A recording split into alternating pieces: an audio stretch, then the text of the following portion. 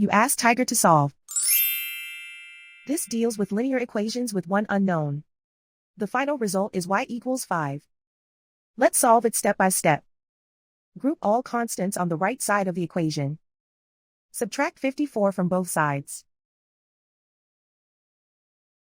Group like terms. Simplify the arithmetic.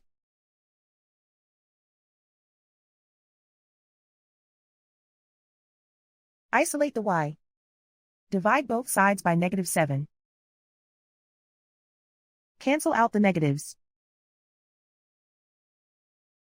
Simplify the fraction. Cancel out the negatives.